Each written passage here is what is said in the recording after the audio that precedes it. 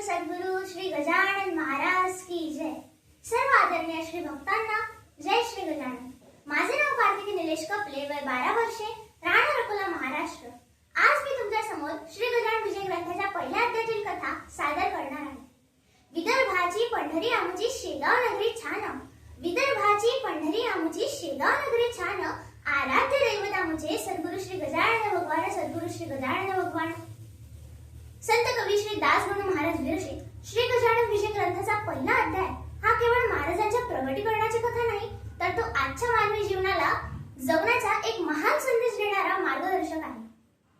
या शेगाव सरोवरी भले गजानन कमलोदय आले, जे सौरभी वेदिते झाले या अखिल ब्रह्मांडा।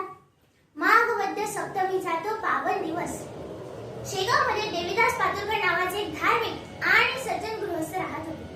त्या दिवशी त्यांच्या घरी त्यांच्या मुलाच्या ऋतुशांती निमित्त एका मोठ्या पंगतीचे आयोजन केले होते। भोजन आटोपल्यानंतर त्यांच्या घरासमोर रस्त्यावर उष्ट्या पत्रावळी टाकलेल्या होत्या आणि अचंबित करणारी गोष्ट म्हणजे तिथेच बसलेले होते तेजस्वी सिद्धयोगी। नासाग्र दृष्टी, मुद्रा शांत, तपोबल अंगी झळकत, प्राचीच्या बालविवत वर्णन किती करावे। त्यांच्या हातात पिण्याच्या पाण्यासाठी फक्त एक सुका भोपळा होता आणि हातात स्वतः तयार केलेली कच्ची चिलीम होती।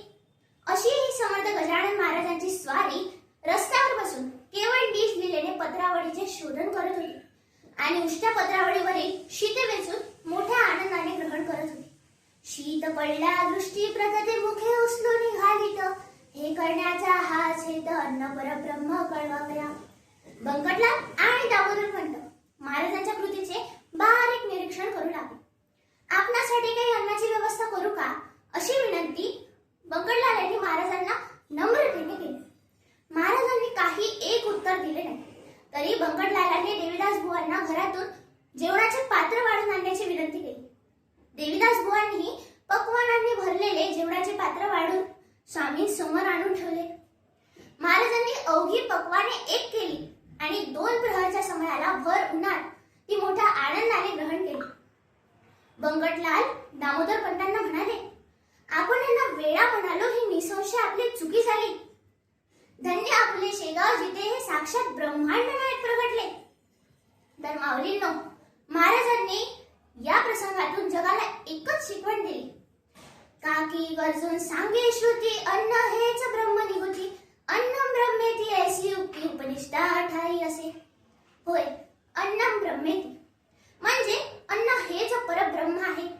पण आपण आजकाल बुफे सिस्टीमच्या नावाखाली लग्न कार्यात किंवा कुठल्याही अन्य कार्यक्रमात भरमसाठ अन्न ताटात घेतो आणि उरलेले अन्न कचऱ्याच्या डब्यात फेकून देतो।